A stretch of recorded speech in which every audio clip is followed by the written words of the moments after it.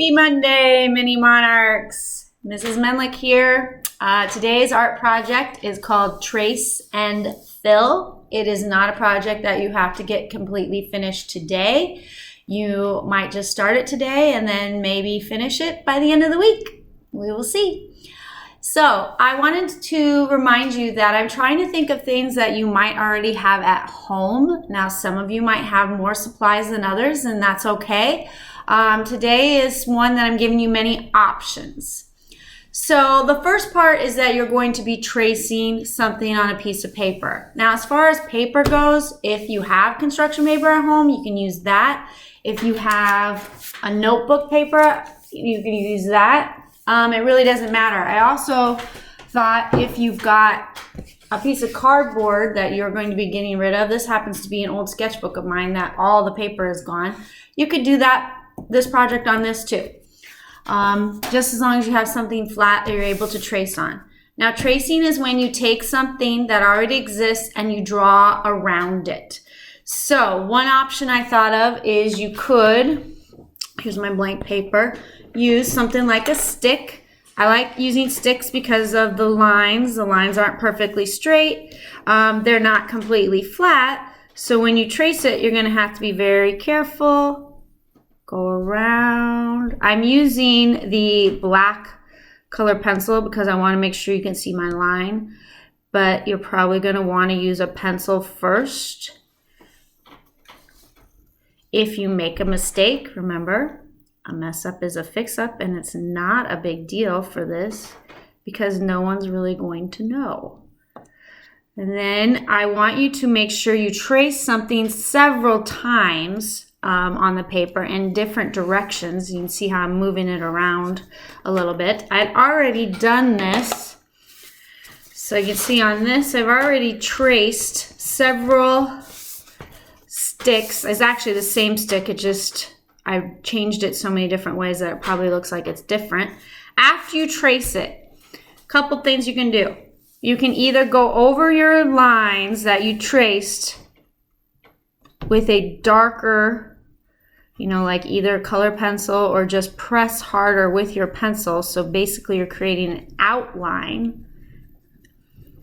Or you can use a marker if you have a marker and outline that way. Now I like outlining in black, but you don't have to. You can outline in another color. You could outline every shape in a different color if you want to.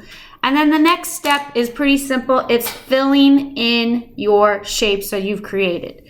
Now, when you fill in, you want to think about creating a pattern. A pattern is when something repeats. So you could be repeating lines, colors. Right now, I'm doing some orange stripes. And this is where I said you could start this, today, and then leave it and come back to it. Maybe start it today just with the outlining, and then maybe go read a book, go do some math problems, go outside and take a walk, and then come back to it. I'm using colored pencils right now. You could use crayons with this. You could also use pens. If you got markers, I just really like color pencils. Because I like how you can take the color pencil, press really dark, and then look, I can go and not press as dark. And I'm still using orange, but it's going to look slightly different just because of the different pressure. So what other things could you trace? Because a stick is not your only option. Basically, when you're tracing, you want to have something that is somewhat flat and don't get too complicated. So I had this sea turtle, and it is pretty flat. It's not perfectly flat, but I took this and I repeated that several times. You can see. I also overlap. Like I said, you don't want to trace something just one time. You want to trace it several times, and also think about the direction. With the sea turtle, you can move it around. It could go off the page and you could trace it. You could have something very simple, like the idea of a circle. This is just a can lid. And Lola already had started one. Lola over here.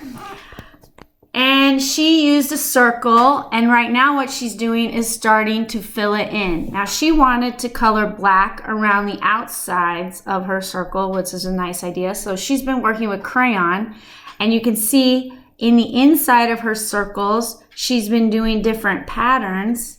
And where those places overlap, she just decided to continue the pattern, but you could use those shapes as separate pieces too, that you could use something different to fill in. Now, you could use watercolor for this too. So if you have a watercolor set, my watercolor set is pretty old. But if you have a watercolor set and you get permission from your parents, you could do that. I would not use acrylic paint for this. It's just that it's too small. And if you're using notebook paper, watercolor won't be the greatest option for you either. Now remember, I said keep it simple, whatever you trace. So I tried to see what it would be like if I traced this artificial flower that I have. And I traced it, and this is the funky shape that it made. So keeping it simple might be a better option.